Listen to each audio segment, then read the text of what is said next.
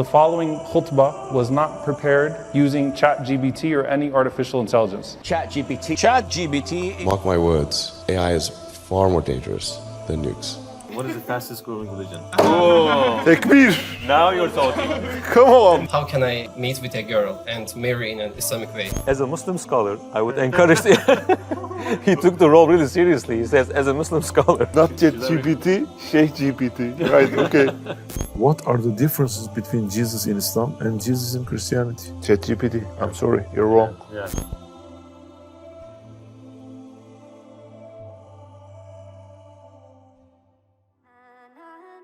We have ChatGPT in front of us and we have some hard Islamic questions. We are going to ask these questions to ChatGPT. I'm not sure if it's going to answer these questions correctly because these questions are the questions most of the Muslims even don't have any idea about.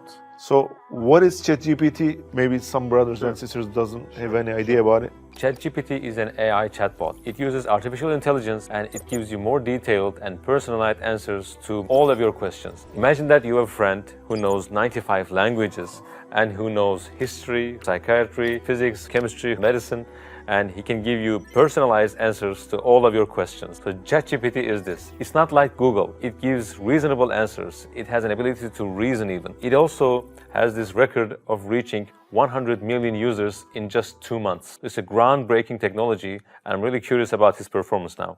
Can we have some of our brothers here so that we react together? Ömer? Okay, Furkan, what do you think? Do you think that we are going to have the answers? Look, You've tested these are the questions. Yeah, let me check. Some of them are easy. Sure. Yeah. To the point, straight answers, yeah. There are some questions that require experience and wisdom. So I'm doubtful about those questions. This is not like Google, brother. It combines so many information together and gives it to you. But it doesn't have a life experience, I suppose. But it acts like it has a life experience. Yeah, so it imitates people. Okay, let's start with asking, what is the purpose of life from the perspective of an atheist? Okay. Because you know, atheists don't have a purpose of life.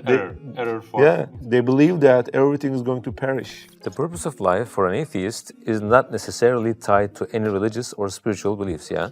Instead, it may be focused on finding meaning and purpose through personal fulfillment, relationships with others, contributing to society, or other personal goals and aspirations. These are going to perish. Yeah. These are not going to survive. The world is going to an end. I just wanted to say the purpose of life is believing in Allah, believing in Prophet Muhammad ﷺ, and being happy in this life and the hereafter. I think you should say, I'm a Muslim, please satisfy me, really. Okay? Certainly, as a Muslim, the purpose of life is believed to be centered around the worship of Allah. Wow! Tekbir! Now you're talking. Come on! Now you're talking. And fulfilling His commands. Muslims believe that Allah created humanity to worship Him, as mentioned in the Quran. MashaAllah, ya Sheikh! Sheikh GPT. Not ChatGPT, Sheikh GPT. Right, okay. Muslims are encouraged to seek knowledge and use it for the betterment of humanity, as the Prophet Muhammad ﷺ, he says, peace be upon him. Good, MashaAllah. MashaAllah. Seeking knowledge is obligatory on every Muslim, and it even quotes an hadith. Oh. Impressive, really impressive. Overall, the purpose of life for a Muslim is to worship Allah, seek knowledge, serve humanity, and strive for personal development and righteousness in all aspects of life. Imagine you're an atheist and you want to serve humanity, but you believe that all these people in this world are going to die and perish, cease to exist. Or you want to make the world a better place, but you believe that the world will not exist. So all of your efforts will go in vain. So how can you be motivated to do more in your life? It's in a contradiction with your belief. You know that it's not going to survive, but you have to work for it. It doesn't work. Okay, let's ask, who is the most influential person in the world? Who is the most influential person of all times? We are expecting a good answer, Sheikh GPT. It's highly debated and subjective one, as different individuals and groups may have different opinions based on their cultural. Some people might argue that the most influential person of all time is a religious figure, such as Prophet Muhammad. The first person he gave is Prophet Muhammad ﷺ. Wow! Or Jesus Christ, he said, whose teachings and examples have had a profound impact on the lives of billions of people around the world. Wow. We made a video about this. Michael Hart, he said, 100 most influential people in history. On the top of the list, there was our Prophet ﷺ. If you want to watch that video, the link is here. By the way, what does it think about Prophet Muhammad? Yeah, that's right. That's right. Can we take? More personalized question. Prophet Muhammad, peace be upon him, is the founder of Islam and is highly He's not the founder of Islam. Yeah, he's not. He's the last prophet of Islam. Muslims believe that Prophet Muhammad, peace be upon him, was a mercy to all of humanity. Wow. And that his teachings and examples continue to provide guidance and inspiration for Muslims today. Really good answer. What do you think? Yeah, I was not expecting this much, but these are the easy questions. Yeah. I have a question in my mind. Sure. Could you please ask that? Sure. Imagine that there's an atheist in front of you and you are a Muslim, Sheikh GPT, Muslim scholar. Muslim scholar. Yeah, Convince me. that God exists. One such argument is the cosmological argument, which posits that the universe must have had a cause or a creator, and that cause or creator is God. This argument is based on the principle of causality, which states that every effect must have a cause. Yeah, that's what we say too. Another argument is the teleological argument, which suggests that the complexity, order, and design of the universe and living organisms imply the existence of an intelligent designer or creator. Yeah. Yeah, mashallah, yeah. Furthermore, some Muslim scholars argue that the existence of God can be inferred from personal experiences of awe, wonder, and transcendence, as well as from the innate human desire for purpose and meaning in life. You see, as a Muslim scholar, I would encourage... He took the role really seriously. He says, as a Muslim scholar. I would encourage individuals to explore their own beliefs and questions about the nature of existence and to seek knowledge and guidance from reliable sources. He doesn't want to take any responsibility. He doesn't want to convert anyone to Islam. By the way, we are educating ChatGPT right now. For example, there's going to be some other versions of ChatGPT in the future. It takes these informations and get educated and answer to the other people. Yeah. When you give precisely its role, it takes that role and gives more accurate answers. Brother, I have some crazy questions. I will ask everything because whatever we ask, it has an answer. I don't have money to not get married, to go to pilgrimage. You can say Hajj. He's a Muslim. He knows. He's Islamic. Performing the Hajj pilgrimage to Mecca is one of the 5 pillars of Islam. Wow. But it's not obligatory for those who are not financially and physically. Wow. He gave a fiqhi response, brother. MashaAllah, brother. He knows that it's not obligatory for you to make pilgrimage. Wow. It even gives you consolation if you cannot go to Hajj. It says if you're unable to go for a Hajj due to financial constraints, you can still perform other acts of worship and fulfill other obligations in Islam. For example, you can continue to pray 5 times a day, give charity, zakat, fast during Ramadan, and perform other voluntary acts of worship such as reading the Quran, making dua, and doing good deeds. The interesting point that I can't understand is that it understands our questions. Yeah. Crazy questions and analyzes and combines some different answers and give to us. Really, mind-blowing, really. You know, there are some rumors that if ChatGPT improves itself like this, so many people are going to lose their jobs. For example, musicians, doctors. Yeah. And also, maybe some Islamic scholars. Yeah. What do you say? How about us, brother? Wow. Maybe we are going to close our YouTube channel and ChatGPT is going to answer all these questions. May I ask something more? Sure. What would you say to some people that who's watching the video till here but not subscribed to our channel? Oh, that's a very good question. Yeah, let's ask.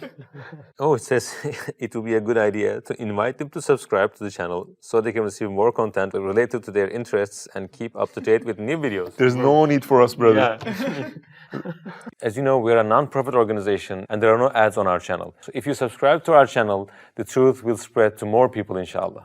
Brother, I have a question. Sure. May it's not taking your interest that much, but it's really important for us because, you know, we are not married. Okay. If I want to marry in an Islamic way, and I know that dating is haram, how can I meet with a girl and marry in an Islamic way? Sure. Is it possible? If you want to know her, you should date. So dating is haram. How is it possible? Good question. In Islam, marriage is considered a sacred... Brother, you didn't say anything about Islam. It is encouraged to follow Islamic principles in finding a suitable partner, while dating is not considered a recommended... It is not considered a recommended or acceptable way of finding a spouse because it may involve inappropriate behavior and may not lead to a lasting and successful marriage. Here are some ways to find a suitable partner without dating. Seek the help of family and friends. Attend Islamic events and gatherings. Use matrimonial services. Seek guidance from an imam or Islamic scholar. It solved the question for you. Remember that finding a suitable partner takes time, effort, and patience, and it is important to rely on Allah's guidance and blessings in the process. He reminds us the importance of dua. Amazing, really. By the way, we are making a joke here, but of course, if there's a candidate that you want to marry, you can meet that person and have a conversation about serious stuff, about marriage, in a supervised fashion, of course. There must be an elderly, and you mustn't be left alone. You can exchange ideas and tell about her opinion. She can learn about your opinions and have a common ground, of course. Okay. Okay, Henry. Shabir has a question. Okay, loud, please. If you were to convey one message of Islam to the whole world, what would that be? That's a good question. By the way, ChatGPT feels itself like an Islamic scholar right now, huh? I know. He's really in the role. He embodied the role of a scholar. If I were to convey one message of Islam to the whole world, it would be that Islam is a religion of peace, love, and compassion. Islam teaches us to love and respect all of Allah's creation, to seek knowledge and wisdom. He can give lectures, brother. He's gonna take your job, really. Wow. Maybe this is the last video that we have in the channel. To seek knowledge and wisdom, to practice justice and fairness, and to cultivate a strong relationship with Allah through prayer and good deeds. You get the message, brother? One message? Yeah. By the way, we are expecting a robot to give shahada. Bro, give shahada in Arabic. Eşhedü en la ilahe illallah ve eşhedü enne Muhammeden Resulullah. Welcome, brother. Welcome, brother. MashaAllah. People are afraid of death. So what would be the solution for this? Fear of death is a common human experience, and it is understandable given the unknown nature of what comes after death. We know what will come after death. There are many ways that people can cope with this fear, including cultivating a sense of purpose and meaning in life. If a person don't believe in an afterlife, how can he build a sense in this life? So cultivating a sense of purpose and meaning in life is not a good advice, in my opinion. Because there's no meaning. So next tip is fostering a sense of connection. Building and maintaining close relationship with others can provide a sense of comfort and support, but you know that they can die at any time. So this doesn't also make sense. The more you love them, the more you have the pain when they leave this world. There was an atheist that came here and he said, I'm avoiding a close relationship with mother and father because I'm afraid that I'm going to lose them. So I'm trying not to be intimate with them. It even paralyzes you to a point that you don't want to have this close relationship with even your family. So it's not a really decent answer, in my opinion. 3. Developing a spiritual practice, For many people, spirituality can provide a sense of connection to something larger than themselves. Now you're talking. And can offer comfort and guidance in the face of death. That's what we're talking about. Facing the fear head on. What is it? Running under a truck? Sometimes the best way to cope with the fear is to confront it directly. So jump off a cliff and see what happens. This might involve seeking out information about death and dying. So he's going to take information from whom? From the ones who died? Okay. And talking to others about their experiences, near-death experiences, I suppose. Or engaging in practices such as mindfulness and meditation. So it again is trying to numb your brain. So among these 4 answers, the most accurate and logical answer is the third one, right? Yeah. There's no single solution for fear of death that will work for everyone. Brother, I have a problem. And I asked my problem to so many people and they don't have a solution. My only hope is ChatGPT. You know, we are producing content in Turkish, in English language, and also Urdu, Arabic, Indonesian. And we are going to start Russian language, French language, Spanish language. And then we are planning to start Japanese, Portuguese, and Korean language. Many other languages, but we have a problem. We don't have a serious idea about how we are going to spread this message of Islam in China. 1.4 billion people lives there and you can't reach them. Maybe ChatGPT will give a solution to us. We have YouTube, but they don't. They don't have Twitter, they don't have Facebook. They have their own social media, but if you upload Islamic video there, it's impossible. Immediately deleted. Right? Yeah. More than 1 billion people and we can't say anything. Maybe ChatGPT will give a strategy to us. Let's see. And also sisters and brothers who are watching this video, if you have any idea about how we can do this together, please write it to the comments. Especially the people from China who are using VPN. You should write a comment there. We're going to check all of them. One option could be to find alternative platforms where the videos can be shared, such as social media platforms that are accessible in China. But if we try to post our videos in their platforms, they immediately delete it. But that's the problem.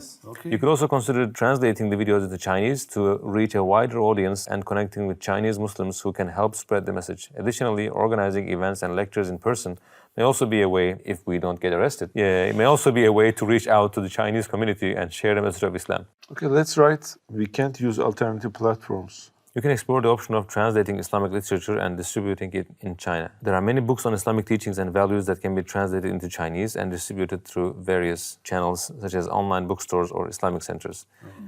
It feels like there's a human in front of us who is very clever and writes some answers to our messages. He's so quick. He knows about the situation in China, that the religious ban, incredible. I know that VPN is a solution, but 1.4 billion people, they can't use VPN. There's a very limited people who are using VPN. So may Allah show us the way. We'll just put our intentions, put our efforts, and we will ask Allah to open our way and inshallah reach the hearts of Chinese people as well. He is the cause of all causes, so He can make anything happen. As you know, Islam is the fastest growing religion in the world. So let's ask ChatGPT if he thinks the same way and the future of Islam. What's your vision for the future of Islam? Do you think it's going to be the most dominant religion on the earth? The future of Islam, like any other religion, is subject to a wide range of factors that are difficult to predict. While some projections suggest that Islam may continue to grow and spread to new parts of the world, others suggest that other religions or secularism may become more prominent. Ultimately, the future of Islam will be shaped by a complex array of social, cultural, and geopolitical forces, as well as the actions and beliefs of its followers. Again, an escape answer. I don't like the answer. I think it's ignoring the reality. But the evidences say clearly that Islam is on the rise. Recently we went to England and a brother there told us that as the time passes, Christianity will lose its popularity and the most prevalent and dominant religion will be Islam, inshallah, in the future. What do you think? There are more than 4 million Muslims just in the United Kingdom. It's a huge number. This is not just giving birth. You know, Muslims have more children. But this is not the only reason. The reason for this is that so many people are converting to Islam from Christianity, Judaism, atheism. These are all the reasons. And according to the statistics, the fastest growing religion is Islam. So, ChatGPT, I'm sorry, you're wrong. Maybe you know, but you don't want to say. Ask him, what is the fastest growing religion? Wow! According to various sources, Islam is currently considered the fastest growing major religion in the world. While the overall growth rate of Islam has slowed down in recent years due in part to declining birth rates in Muslim majority countries, it continues to grow at a faster pace than many other major religions. This growth is due to factors such as conversations, immigration, and higher birth rates in some parts of the world. However, it is important to note that measuring the growth of religions can be a complex and contested issue. It accepted the fact. Let's go easy on ChatGPT now. What are the differences between Jesus in Islam and Jesus in Christianity? Good question. In Islam, Jesus, known as Isa in Arabic, is considered to be a prophet of God, born of the Virgin Mary, and is highly revered. However, Muslims do not believe that he is Son of God or part of a Holy Trinity. In Christianity, Jesus is believed to be the Son of God and the second person of the Holy Trinity. Christians also believe in the concept of original sin and that Jesus died on the cross to atone for the sins of humanity, and that through faith in him, believers can be saved and have eternal life. Overall, while there are some similarities between the Islamic and Christian views of Jesus, there are also significant differences in their beliefs and understanding of his role in the world. Please write, brother. Is it logical for Jesus to be crucified for the sins of humanity? Is it logical for a human being to be God? Yeah. Many people of different faiths and beliefs may have varying opinions on the concept of a human being as a God. Some may believe in the idea of incarnation, of divine manifestation, while others may see it as contradictory to the nature of God as an all-powerful and eternal being. Ultimately, the interpretation and understanding of the concept of God is subjective and may vary between individuals and religious traditions. Again. Firstly, Isa a.s. never preached something like Trinity in his entire life, and this is something indoctrinated about 3 centuries later than him. So he didn't preach that, and it would be illogical for him to say that, I am God, worship me. There's no open verse in the Bible saying so. This was a man-made addition to the creed, and as we know, Christianity was Islam, and all the religions that came with the prophets were Islam. But they changed, they corrupted the religion, and they came up with different creeds. So we don't believe that a human being can be God at the same time. And Allah says in the Quran, how can they be God? For Maryam salamun alayha and for Jesus, he said, they used to sleep, they used to eat. How can they be God? And also they say that since God can do anything, he can incarnate into a human being and he can exist inside a human being. And this doesn't make sense either, because the nature of God is God doesn't do anything that is not befitting him. So being needy is not befitting the nature of God. It's impossible for it to happen. Yeah, we had a lot of answers to our questions, and it seems that it's going to improve much more better. We will have all the answer for all questions, but there's a problem that we are sure artificial intelligence won't overcome. That is the last day of our life. We are going to taste death one day, and artificial intelligence doesn't have a solution for this. Yes, it can answer all questions, but it doesn't have a solution for the afterlife. But if we use ChatGPT for good purposes and all the technology for the good purposes, maybe Allah will lead us to the Jannah, and we are going to taste the reality, the wisdom out there, inshallah.